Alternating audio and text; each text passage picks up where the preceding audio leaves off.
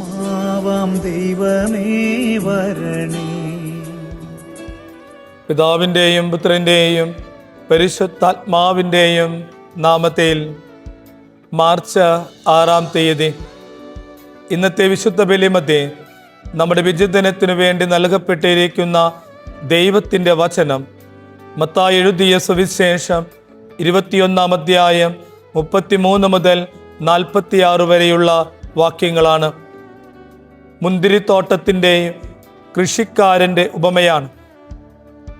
ഇന്നത്തെ ഈ ഉപമയിൽ 6 പ്രതീകാത്മകമായ കഥാപാത്രങ്ങളാണ് ഉള്ളത്. തോട്ടുടമ ദൈവമാണ്, മുന്തിരിത്തോട്ടം ഇസ്രായേൽ, കൃഷിക്കാർ യഹൂദ ജനത, സ്ഥല ഉടമ അയക്കുന്ന സേവകന്മാർ, അവർ പ്രവാചകന്മാരാണ്. പുത്രൻ അത് യേശുവാണ്. മറ്റു കൃഷിക്കാർ അത് വിജാതീയരാണ്. ദൈവം മനുഷ്യനും തമ്മിലുള്ള സഹകരണത്തിലേക്ക് ഈ ഉപമ വിരൽ ചൂണ്ടുകയാണ്. ദൈവം എത്ര നന്നായി ചെയ്താലും മനുഷ്യന്റെ സഹകരണത്തോടെ മാത്രമേ മനുഷ്യന് രക്ഷ ലഭിക്കുകയുള്ളൂ. നമ്മൾ നന്മയിൽ വളരാൻ ആഗ്രഹിക്കുന്നില്ലെങ്കിൽ നമ്മൾ നശിച്ചു പോകും. ദൈവത്തിൻ്റെ കരുതൽ ഇന്നത്തെ ഉപമയിൽ നമുക്ക് കാണാം. ആ മുന്തിരിത്തോട്ടത്തിന് ചുറ്റും അവിടുന്ന് വെയില് കെട്ടുന്നു. അവിടെ അതിൻ്റെ സംരക്ഷണത്തിൻ്റെ വെയില് കെട്ടിവെക്കുന്നു. ആ മുന്തിരിത്തോട്ടത്തിന് വേണ്ട എല്ലാ സൗകര്യങ്ങളും ദൈവം അവിടെ ഒരുക്കി കൊടുക്കുകയാണ്. ദൈവം പ്രതീക്ഷിച്ച ഒരു ഉത്തരവാദിത്ത ബോധം മനുഷ്യർ കാണിച്ചില്ല, ആ ജനത കാണിച്ചില്ല, ഇസ്രായേൽ മക്കൾ കാണിച്ചില്ല.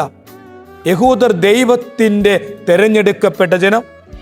ദൈവം അവരെ നിരന്തരമായിട്ട് കാലാകാലങ്ങളിൽ അവർക്ക് ആവശ്യമുള്ള നിയമങ്ങളെയും ദൈവികമായ സംരക്ഷണങ്ങളുമെല്ലാം നൽകി പോന്നിരുന്നു.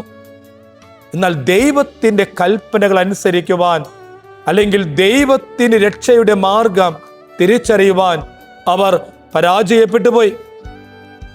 യോഹന്നാന്റെ സുവിശേഷം 1-ാം അധ്യായം 17-ാം വാക്യത്തിൽ നമ്മൾ വായിക്കുന്നു, മോശ വഴി നിയമം നൽകപ്പെട്ടു, യേശു ക്രിസ്തു വഴി കൃപയും സത്യവും വർഷിക്കപ്പെട്ടുവെന്ന് നമ്മൾ വായിക്കുന്നില്ലേ?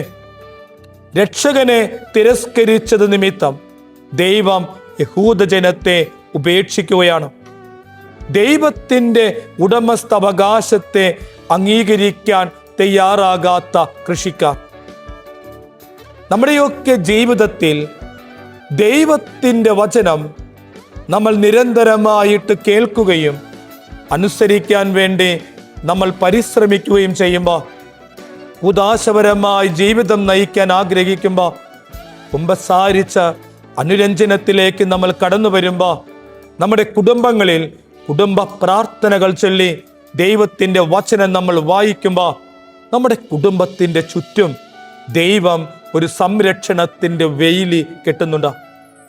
വ്യക്തിപരമായ ജീവിതത്തിൽ ദൈവം ഒരു സംരക്ഷണത്തിൻ്റെ വെയില് കെട്ടി നമ്മളെ എല്ലാവരെയും നിരന്തരമായിട്ട് സംരക്ഷിക്കുന്നുണ്ട്. ആ വെയിൽ ഒരിക്കലും തകർന്നു പോകരുത്. ആ സംരക്ഷണത്തിൻ്റെ വെയിൽ ഒരിക്കലും നശിച്ചു പോകരുത്. രക്ഷകനെ അവർ തിരസ്കരിച്ചതോടുകൂടെ ആ വലിയ സംരക്ഷണത്തിൻ്റെ, ദൈവികമായ സംരക്ഷണത്തിൻ്റെ വെയില് പൊളിഞ്ഞു പോകുന്നുണ്ട്. നമുക്ക് പിന്നീട് കാണാം, AD 70 അത് ആ ഒരു ഉടമ ജോലിക്കാരെ നശിപ്പിക്കുകയും മുന്തിരിത്തോട്ടം മറ്റുള്ളവരെ ഏൽപ്പിച്ചുവെന്ന യേശുവിൻ്റെ ഈ ഉപമയിലെ വാക്യങ്ങൾ AD 70 അത് പൂർത്തീകരിക്കപ്പെടെ. റോമൻ ജനറൽ ടൈറ്റസ് ദേവാലയവും നഗരവും നശിപ്പിക്കുകയും യഹൂദരെ ലോകത്തിൻ്റെ വിവിധ ഭാഗങ്ങളിലേക്ക് യഹൂദർ ചിതറിക്കപ്പെടുകയും ചെയ്തു. ഇന്നേ ദിനത്തിൽ ഈ ഒരു സുവിശേഷ ഭാഗം നമ്മൾ ധ്യാനിക്കുമ്പോൾ ദൈവം നമ്മുടെയൊക്കെ കുടുംബത്തിനും വ്യക്തിപരമായ ജീവിതത്തിനും ചുറ്റും വെയിൽ കെട്ടി അവിടെ നമ്മളെ സംരക്ഷിച്ചു കൊണ്ടിരിക്കുന്നു. ആ വെയിൽ ഒരിക്കലും പൊളിഞ്ഞു പോകരുത്. കുടുംബത്തിൽ കുടുംബ പ്രാർത്ഥനകളില്ലാതാകുമ്പോൾ, ബൈബിൾ വായനകളില്ലാതാകുമ്പോൾ, വ്യക്തിപരമായ ജീവിതത്തിൽ കുമ്പസാരമില്ലാതാകുമ്പോൾ, വ്യക്തിപരമായ പ്രാർത്ഥനകൾ ഇല്ലാതാകുമ്പോൾ, സുഹൃത്തെ, നമ്മുടെ വ്യക്തിപരമായ ജീവിതത്തിലും കുടുംബത്തിലും ആ വെയില് പൊളിഞ്ഞു പോകും. പൊളിഞ്ഞു കിടക്കുന്ന വെയിലിലൂടെ ആവശ്യമില്ലാത്ത പലതും അതിലേക്ക് കയറി വരും. അങ്ങനെ ആ കയറി വരുന്ന പലതും അതിനെ നശിപ്പിച്ചു കളയും.